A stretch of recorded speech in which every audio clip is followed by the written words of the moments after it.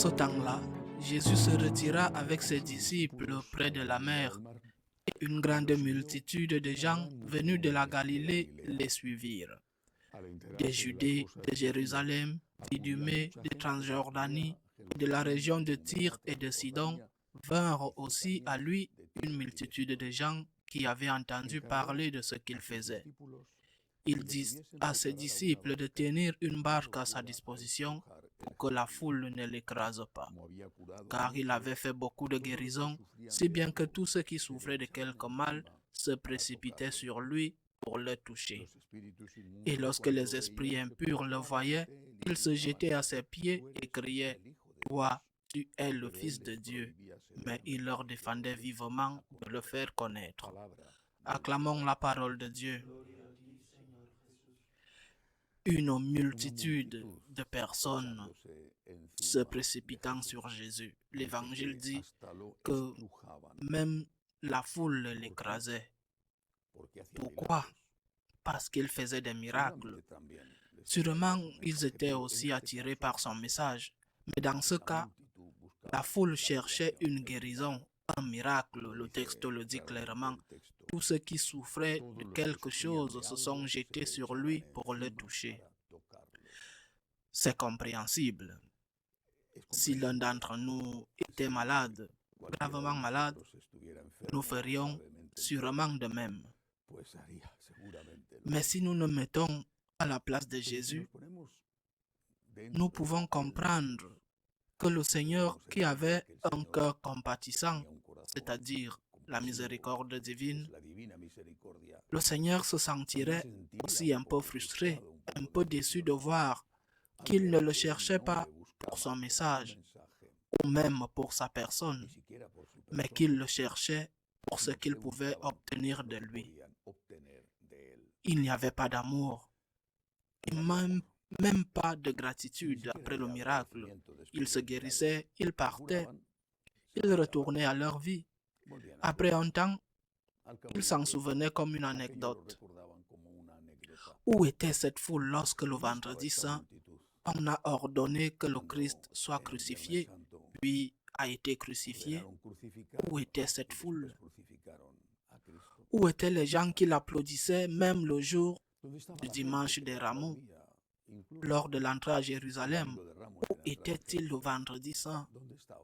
C'est une question que chacun de nous doit se poser.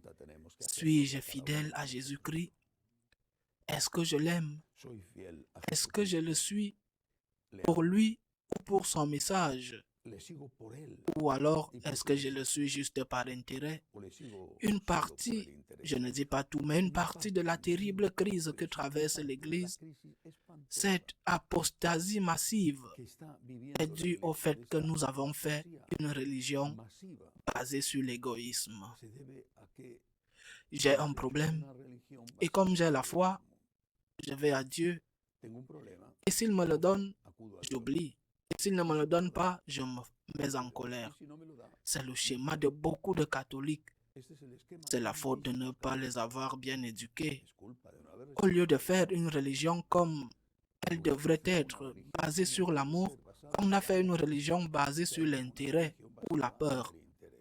Elle ne peut pas survivre, cette religion, parce qu'elle est une fausse religion. C'est une religion égoïste. Et c'est la religion que beaucoup ont suivie.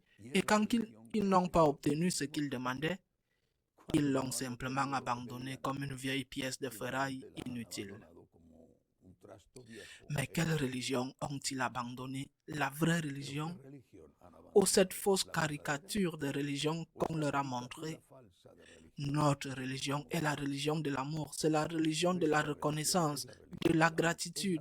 C'est pourquoi j'insiste encore et encore sur la gratitude, parce que c'est la religion que Jésus-Christ a fondée. C'est la religion de l'Eucharistie, de l'action de grâce. Seigneur, je suis ici pour toi, parce que tu as donné ta vie pour moi. Je suis ici pour ton message qui me sauve.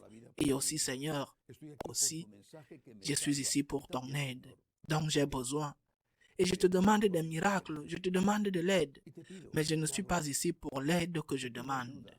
Je te la demande. Si tu veux me la donner, je te remercierai encore plus. Mais ce n'est pas pour cela que je suis ici. Je suis ici pour toi, par amour pour toi, par gratitude envers toi, pour ce que tu m'as déjà donné. Qu'est-ce que tu m'as donné? Ton sang, le pardon de mes péchés, la possibilité d'aller au ciel. Cela vaut plus que de me guérir, même le cancer le plus agressif.